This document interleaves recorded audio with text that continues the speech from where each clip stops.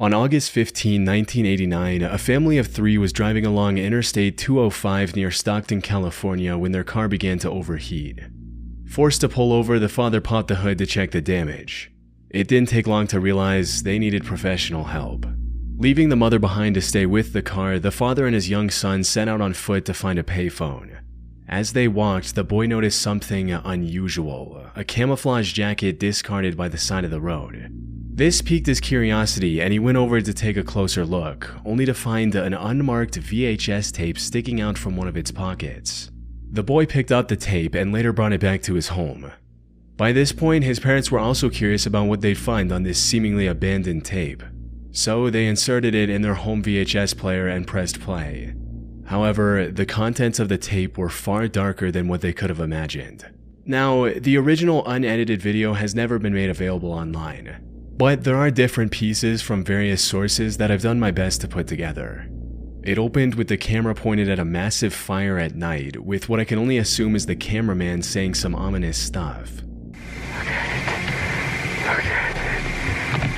at the fire. This is my domain. My hell. A bit into the video, the camera refocused and the source of the fire became clear. It was a single-story home that looked like it was still under construction before it caught fire. I call it home. My hell.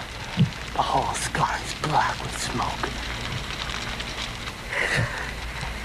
A fire that I will destroy and burn your soul up. Ancient spirit of evil. Meanwhile, the cameraman kept talking, and the longer he spoke, the more unsettling it became. Later in the video, you could also hear fire trucks arriving at the scene and the cameraman commenting on it before ending the video with a direct threat to the viewer. Look at it. The fire department's trying to put it out. What a laugh. I gotta go now. But remember me tonight, ladies and gentlemen. Your house is next. The tape then abruptly cut to the scene from the 1984 horror film A Nightmare on Elm Street. It wasn't clear if the fire video was taped on top of the movie or if this was a deliberate edit. However, one thing was clear: the frightening video was filmed by the person who set the house on fire. The family handed over the tape to the police and told them exactly where and how they found it. Detectives went back to the location, and sure enough, the family's story checked out. The jacket was still there. But the detectives also found many other items near the jacket, including a wooden pestle, a glove, a cassette of metal music, and a ceramic skull. They also watched the video itself, and it was unlike anything they had seen before. I've never run across anything as eerie as this tape. Frightened me, as a matter of fact. I thought about it that night when I went to bed. Unfortunately, the poor filming conditions and shaky nature of the footage prevented them from extracting any meaningful clues about the location of this fire. Despite a frame-by-frame analysis, investigators were unable to match the tape with any reported fires in the state of California. For all they knew, the fire could have happened anywhere in the US. As for the motive behind this action, the constant talk of hell and evil led the investigators to believe that it had something to do with Satanism. And while this might sound a bit far-fetched today, you have to remember that back in the 1980s, major acts of evil from devil worshippers was a real concern for many people. But without any leads, this was nothing more than a theory. So, after exhausting all other options, investigators decided to enlist the help of the media and featured the story on the popular TV show Unsolved Mysteries in September of 1990. And this worked better than the cops could have ever imagined. Within 2 hours of the episode airing, investigators received over 1,000 calls from viewers with potential leads. Among these 1,000 plus callers was a man named Ed Tarantino, who got shaken to his core after seeing the found footage on TV, because he lived next to the burning house in Redwood City, California, some 80 miles west to where the tape was originally found. More importantly, the show also led the investigators to the owner of the under-construction home that was burning in the video, Bill Otherly, who described the incident as the act of a crazy person. And turned up, it's my house that's on the videotape. And then You heard the voice of this individual. You go, this guy ain't playing with a full deck. This was an extremely expensive loss for Bill. The fire had completely destroyed his under-construction home, costing him $900,000, which is about $2.5 million in today's money. Meanwhile, the Redwood City Fire Department also confirmed the incident. As it turns out, the fire department had captured their own footage of the incident for use in future training, and parts of this fire department footage matched the mysterious tape. Cross-referencing the two videos also revealed that the arsonist was just about 50 feet away from the fireman when he recorded his video. The fire department's trying to put it out. What a laugh. Now, all that remained was to capture the culprit. But that wasn't going to be easy. According to the owner of the fire department reports, the arson attack happened in August of 1988, which is an entire year before the tape was found on the side of the road. The only lead the investigators had on the suspect was the name he mentioned in the video, Omar. Look at it, Omar. This is what I've been doing on your week's vacation. I said I'll do it. I said I'll do it. It wasn't much, and for a while it seemed like a dead end. That is, until the police received a new tip from Doris Lance, another person who saw the Unsolved Mysteries episode on TV. She suspected that the Omar mentioned in the video was referring to a 17-year-old boy who lived in the area. And when the police brought him in for questioning, he cracked almost immediately and told them everything. Omar claimed that he was silently standing off camera when the video was filmed, and that it was his 19-year-old friend who started the fire and recorded the video. The investigators were finally getting close to the perpetrator, but they needed more evidence before making their move, so they started tailing the alleged arsonist, observing him from a distance. However, he likely caught wind of the police because soon after the monitoring started, his garage burned to the ground. At that point, the police had no choice but to act. On September 27, 1990, they confronted the 19-year-old directly. And just like Omar, he folded without much of a fight and confessed to everything.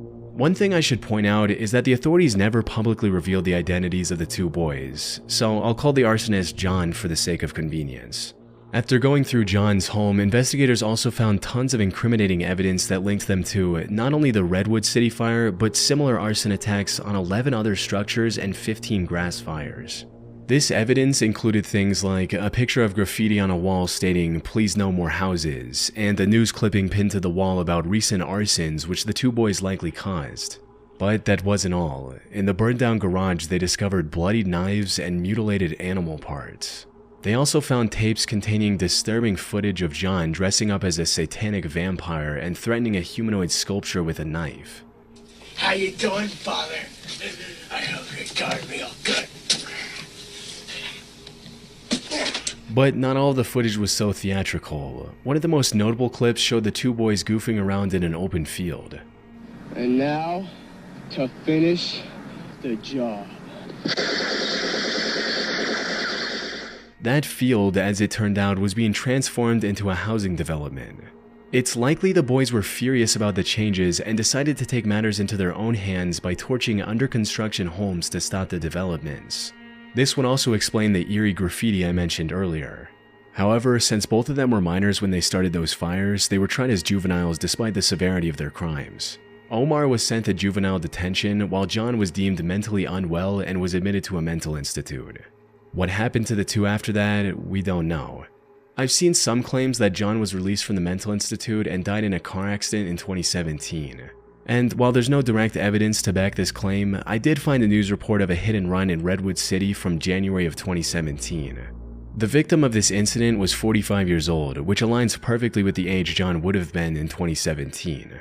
But if this is completely unrelated and John is still alive, I seriously doubt he'd reveal himself now just to satisfy the curiosity of randoms on the internet. As for the tape itself, it's still unclear how it found its way on the side of the interstate.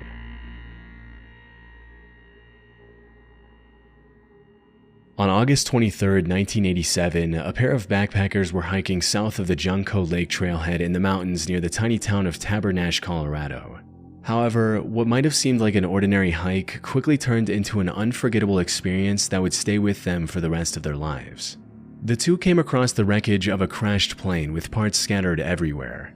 They informed the authorities about the find, prompting a complete search of the area for evidence of what happened to this plane and when. While Dale Wood, a Colorado deputy sheriff, was investigating the area, his attention was drawn to a VHS tape hanging from a tree. Most of the tape's insides had come out and were tangled in the branches, but he recovered everything he could and brought it back for restoration to a somewhat playable condition, and the footage was disturbing to say the least. The VHS contained the last moments of two men who went missing 3 years ago, the 36-year-old James Jeb Cottle and his similarly aged passenger Ronald Hugh Wilmond.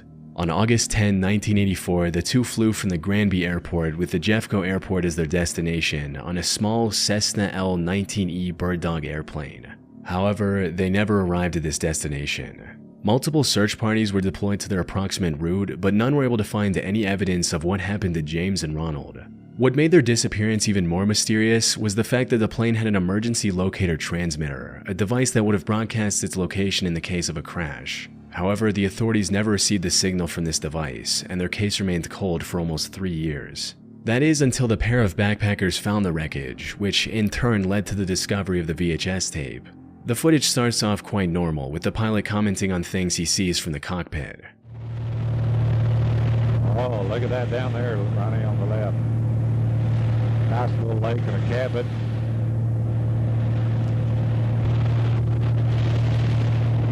Those dead trees down there.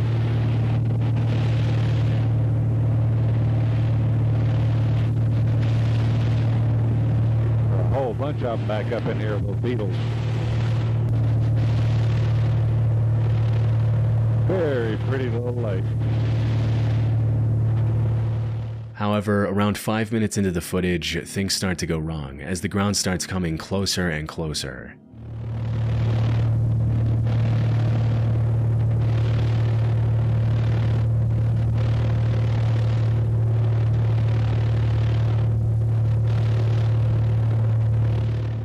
Experts analyzed this footage to find out what went wrong, and apparently the pilot failed to account for density altitude before taking off. For those that aren't familiar with aviation lingo, think of density altitude as the thickness of the air. When it's hot, humid, or a higher altitude, the air becomes thinner, making it harder for planes to fly well. Pilots use density altitude to know how their plane will perform, like how much runway they need or how much weight they can carry. On the day of the crash, the density altitude around Tabernash was 13,000 feet. In other words, the air was as thin as it would be at an altitude of 13,000 feet. James failed to account for this massive difference. When his plane came across rapidly rising mountains around 10,200 feet above sea level, he wasn't able to lift the plane in time to fly over them safely. The footage showed how he tried to quickly turn back, but stalled the plane's engine in the process, resulting in it turning over and crashing into the trees.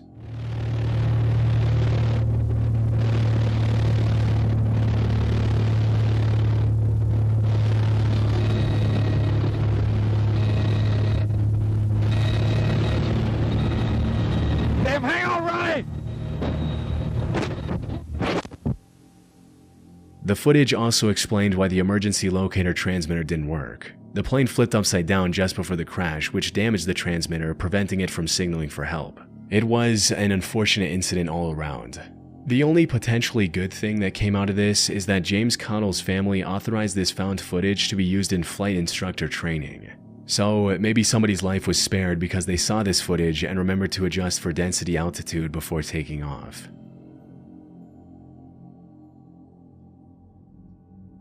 On the 31st of May 2013, the loud noise of a tornado siren was echoing through the streets of El Reno, Oklahoma. Meteorologists were predicting a potential multiple vortex tornado that might touch down in the area. And while this was bad news for the residents of El Reno, the rarity of such an event also attracted a lot of storm chasers from around the United States. This also included a 3-man crew of storm chasing experts, the 55-year-old Tim Samaras, his 24-year-old son Paul Samaras, and their partner 45-year-old Carl Young. The three had extensive experience in safely chasing twisters and gathering valuable data from them. They were also a part of the Discovery Channel's Storm Chasers and were heavily involved in the show from seasons 3 to 5. In May of 2013, the trio had actually arrived in the stormy area many days earlier to thoroughly analyze the storm before giving chase. Oh, I'd say this is the one. Oh yeah. This is going to be the storm of the day right here. This is going to do it, I think. On Unfortunately, the May 31st twister wasn't something they could have predicted, even with their vast knowledge and experience. It started around 6 p.m. when an EF3 tornado touched down in El Reno, marking the beginning of the chase. However, it wasn't long before the tornado started becoming more volatile. See, the rain is behind us. Oh my God.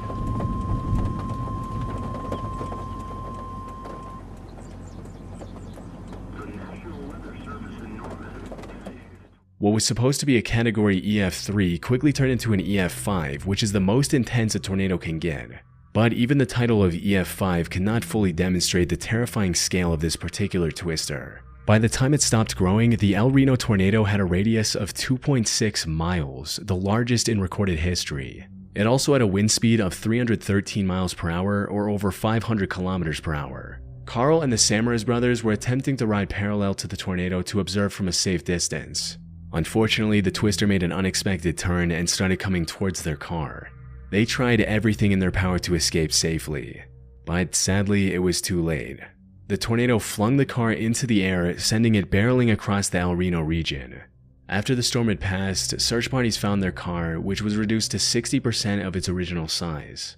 And while Tim's body was found strapped inside the vehicle, Paul and Carl's bodies were found half a mile east and west of the car. All three had tragically passed away in the incident. After some more searching, authorities also found a camera which was miraculously still recording. And after reviewing the footage, it became clear that it had recorded Tim, Paul, and Carl's final moments. Now, as far as I could tell, the raw footage from this camera has not been released to the public, and no one has leaked it anywhere on the internet. But a select few people have seen the footage, including the crew's close friend Gabe Garfield.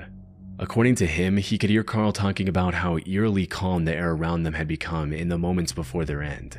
To which Tim replied, "Actually, we're in a bad spot," before uttering his final words, "We're going to die." To this day, the story of Tim, Paul, and Carl serves as a stark warning to aspiring storm chasers, highlighting the immense danger of their pursuit. Even a team of industry-leading veterans couldn't withstand the unpredictable fury of a twister.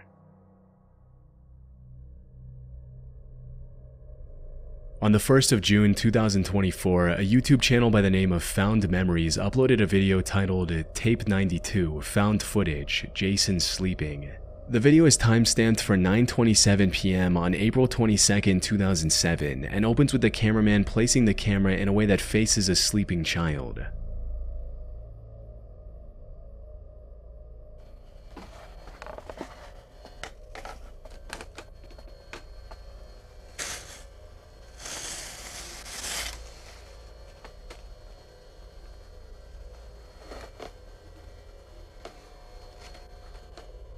Aside from the sleeping child turning a few times, nothing happens for the rest of this nearly 30-minute video. There's not even any unusual sound in the background or anything. Now, despite the footage being completely uneventful, something about this whole thing is inherently unsettling. The lack of context and the uncomfortable silence can easily turn this into nightmare fuel if you have an active enough imagination. According to the description of the video, the original tape was simply labeled as Jason Sleeping. The uploader also gave an explanation for where they found the footage, stating, "Found in a box full of abandoned camcorder videos, uploading to archive the footage. Perhaps one day someone connected to the video will see it and appreciate it." And while this provides some much needed context, it still leaves the biggest question unanswered. Why would anyone record 30 minutes of a child sleeping? So I decided to dig a bit further. The first thing that came to mind is that this is just another one of those staged, artsy, analog horror type videos. However, after going through the channel that posted this video, I don't think that's the case. The channel, Found Memories, was created fairly recently in April of 2024.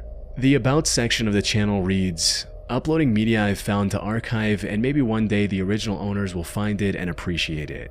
I've acquired thousands of videotapes and media over the years from various places, pawn shops, private sellers, auctions, and thrift stores to name a few. I recently had the idea to start this channel as a way to start archiving them and actually do something with them. Maybe one day someone connected to them will find them." And this seems to be the truth. At the time of writing, this channel has uploaded over 180 different videos, and almost all of them are extremely unique in some way. From children opening their Christmas presents in 1991 to a whole wedding. However, almost none of these random videos are creepy or scary, with the sole exception of Jason Sleeping. I highly doubt the owner of this channel filmed or acquired hundreds of random tapes just to sneak in one obscure horror video. So they're likely telling the truth about finding the tape, but if it's not an artsy horror flick, what is it? Now, while it might be easy to drum up some creepy stalker story, the real explanation might be a lot simpler. More specifically, this was likely recorded by a parent who wanted to observe the sleeping patterns of their child, maybe to see if they sleepwalk or talk during their sleep. Many comments under the video also agree with this explanation, with one commenter even providing a personal anecdote to validate this theory, stating, "I'm sure they recorded to catch him sleepwalking or talking. When I was 9, I woke up in my mom's closet. My mom about had a heart attack when she opened the door and asked me why I was there. I said, I don't know. She thought I was lying, so one night she videotaped me. But I didn't do it. It was a one-time thing for me. Also could be paranormal reasons. Kid been waking up with scratches, bites, could be anything.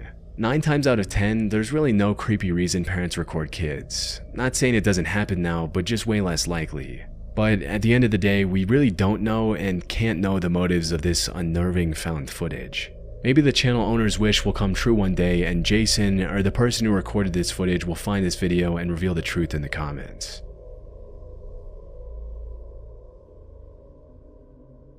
In August of 2021, YouTuber Rich Aloha was filming one of his signature diving videos in a pool under a waterfall in Foster Falls State Park, Tennessee.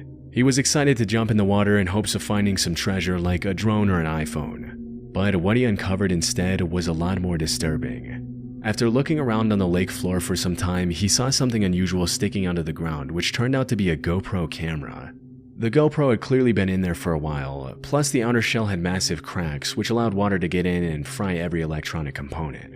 But before Rich threw the broken GoPro away, he decided to remove its SD card and plug it in, just in case it somehow survived the months underwater. And to his surprise, it was actually fully functional and had the footage of the adventures of a young man. This turned out to be 22-year-old Richard Ragland, who tragically lost his life 2 years earlier, drowning while swimming beneath that very waterfall. In fact, the footage Rich uncovered had Richard's final moments in water. We can actually see him getting visibly exhausted and struggling to stay afloat near the end. The camera likely recorded his final breaths as well. However, from my research, the complete footage isn't available anywhere online, and even if it was, it wouldn't be something I could show here on YouTube. Rich likely never released the complete recording out of respect for Richard and his family, which I fully understand. And while the death of such an upbeat young man is sad, at least his family got to see his last happy moments on this planet thanks to Rich finding the footage.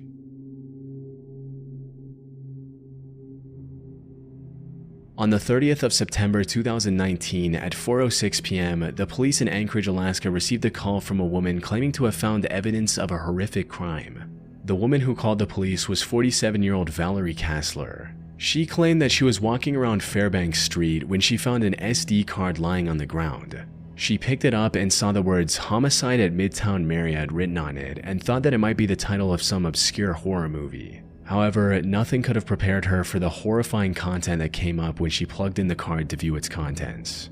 According to the reports, the card had 39 images and 12 videos, all from the same crime scene of horrible things being done to a woman in a hotel room. The person behind the gruesome footage stayed off camera, but his unmistakable voice and distinct accent were clear in the videos. And while these videos were never released to the public, the person recording them would have sounded something like this. There through those trees you'll see the doctor's house. He's like a heart surgeon or brain surgeon or something. There's the other neighbors, and there's the tree in front of the house, and there's the other neighbors. This is the voice of Brian Steven Smith, who quickly became the #1 suspect in the case. Apparently, he had called the Anchorage Police Department a few days before the SD card was found and complained about someone stealing his stuff. So when the cops were reviewing the footage, someone from the station recognized his voice. The person who found the SD card also recognized the carpet pattern of the hotel in the pictures. It was the Town Place Suites by Marriott, which was located just a 5-minute walk from where the card was found. Cops went to this hotel, and sure enough, Brian was checked into the hotel on the day the horrific pictures and videos were taken. Further investigation into Brian revealed that he was an immigrant from South Africa and had received US citizenship less than a year earlier. He was also working as the manager of a different Marriott hotel in Anchorage. The police also found the discarded remains of his victim during this time. Unfortunately, he had gone on vacation with his wife the day the SD card was found. However, he was arrested seconds after landing at the airport in Alaska and charged with over 13 felonies for his unspeakable crimes. Police also revealed the identity of his victim, the 30-year-old Alaskan native named Kathleen Jo Henry. Brian pled not guilty, but the evidence against him was too substantial for him to walk free.